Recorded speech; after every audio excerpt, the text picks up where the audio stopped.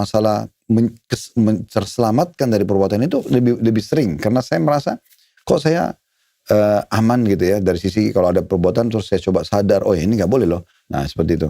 Maka itu akhirnya membuat kita berhenti gitu. Oh, tapi kan ada, termasuk saya ini Pak Ustadz ya, ini refleksi diri, tapi saya yakin teman-teman juga pasti banyak menyepelehkan. Sudah tahu nih dosa nih Pak Ustadz, sudah tahu ini dosa, tapi disepelehkan dosa itu Pak Ustadz. Boleh nggak kita seperti itu Pak Ustadz? Contohnya kayak gini nih, contoh nih ya, misalnya minum khamar nih, minum alkohol. Betulan kan saya jujur nih Pak Ustadz kan, masih misalnya kan.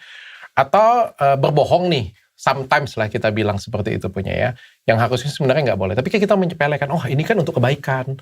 Ini kan untuk ini, kayak gitu. Ini kan lagi kumpul dengan teman-teman, cuma untuk happy-happy. Tapi aku nggak sampai ganggu orang kok. Kan cuma untuk sampai happy diriku sendiri. Menyepelehkan seperti itu Pak Ustadz.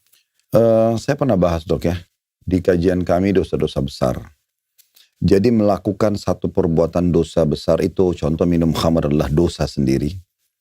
Menganggap remeh itu dosa sendiri. Karena penganggap jadi remeh, dua ya? Iya, penganggap remehan terhadap satu pelanggaran, itu pelanggaran sendiri. Ya, itu pelanggaran sendiri. Karena dia pintu yang membuka dok. Dia pintu yang membuka.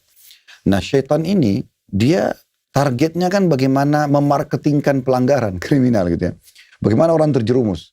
Maka dia akan membisikkan 1001 alasan yang kita anggap itu baik untuk membenarkan perbuatan salah kita. Contoh misalnya tadi, saya kan minum alkohol ini karena teman-teman saya demi untuk mereka.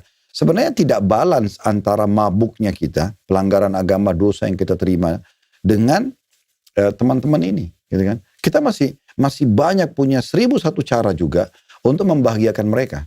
Misalnya kita traktir makan yang halal, misalnya kita memberikan satu hadiah apa yang memuaskan, menggembirakan, jam tangan dan segala macam. Jadi kumpul pun mungkin bisa minum minuman yang hangat, jahe, yang sehat-sehat. Contoh. Ya, karena kan ada manfaatnya. Nah, kita masih punya solusi lain. Nah, sementara tidak balance antara saya berbohong untuk menggembirakan orang. Padahal sebenarnya kita bisa jujur dengan menggembirakan dia juga, gitu kan. Nah, jadi poinnya sebenarnya jangan dibuka pintu itu dok.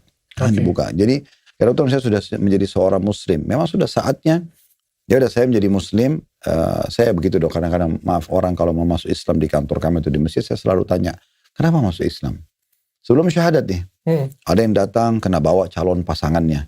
Sudah janjian mau nikah, tapi calon pasangannya tidak mau kalau dia bukan muslim, maka dia syahadat dulu, karena pernikahan tersebut.